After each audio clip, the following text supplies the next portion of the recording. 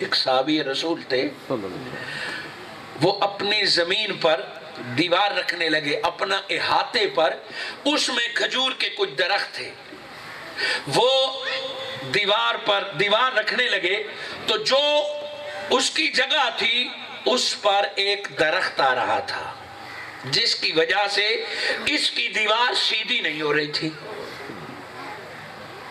حضور اس پڑوسی کو کہا کہ یہاں میرا بارڈر ہے جسے آپ بننا کہتے ہیں، اور ساتھ تیرا کھجور کا درخت ہے، میں اگر دیوار رکھتا ہوں تو تمہارے کھجور کی درخت کی وجہ سے میری دیوار سیدھی نہیں ہوتی، سو یہ درخت مجھے بیچ دے، مجھے دے دے تاکہ میری دیوار سیدھی ہو جائے۔ اس نے کہا نہیں دوں گا، پیسوں کی آفر کی، منت سماجت کی، درخت کے بدلے درخت، کچھ بھی وہ نہیں مانا۔ وہ صحابی رسول حضور صلی اللہ علیہ وآلہ وسلم کی بارگاہ میں آئے، فرمایا یا رسول اللہ، پڑوسی ہے، بننا شریک ہے، اور اس طرح کھجور کے درخت کا معاملہ ہے، آپ سفارش فرمائیں کہ مجھے دیوار سیدھی کرا دیں، اگر اس کا درخت کھڑا رہے گا تو میری دیوار سیدھی نہیں ہوگی۔ حضور صلی اللہ علیہ وآلہ وسلم نے اس شخص کو بلایا، وہ بھی مسلمان تھے، وہ بھی صحابی رسول تھے۔ آقا نے فرمایا کہ اس طرح معاملہ ہے، اس نے کہا یا رسول اللہ ہاں،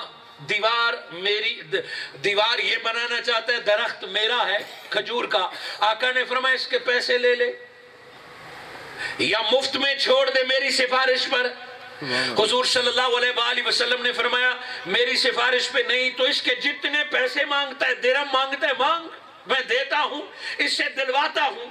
اس بندے نے صاف انکار کر دیا کہ نہ مفت چھوڑتا ہوں یا رسول اللہ نہ پیسے لیتا ہوں، نبی کے فیصلے کو نہ مانا۔ اب فیصلہ نبی کے پاس آئے اور سائل خالی چلا جائے، مزہ تو نہ آیا۔ میرے آقا نے دیکھا کہ نوجوان ڈٹ گیا ہے، جسے آپ کہتے ہیں اڑ گیا ہے، پھانس گیا ہے۔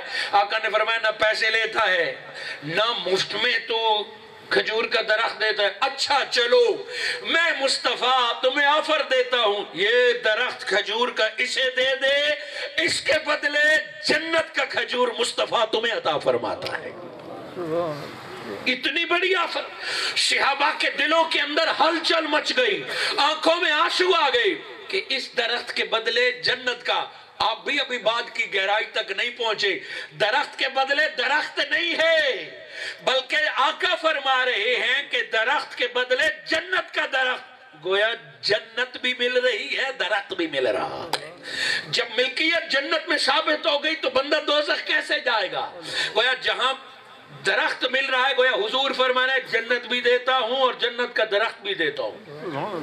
وہ کوئی ہماری طرح دنیا دار تھا، وہ یا ضد پہ اڑا ہوا تھا، اس نے دیکھا کہ یہ درخت دوں اور مرنے کے بعد جنت میں درخت ملے تو کیا فائدہ، پھر بھی فرمایا نہیں یا رسول اللہ میرا اپنے درخت ٹھیک ہے۔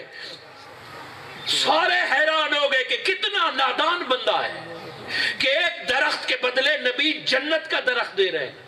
ایک صحابی رسول اٹھے، ابو دہدہ رضی اللہ تعالیٰ عنہ، فرمایا یا رسول اللہ آپ نے اس بندے کو کہا کہ اس درخت کے بدلے جنت کا درخت، یہ سودا اگر میں کر لوں تو مجھے بھی درخت ملے گا؟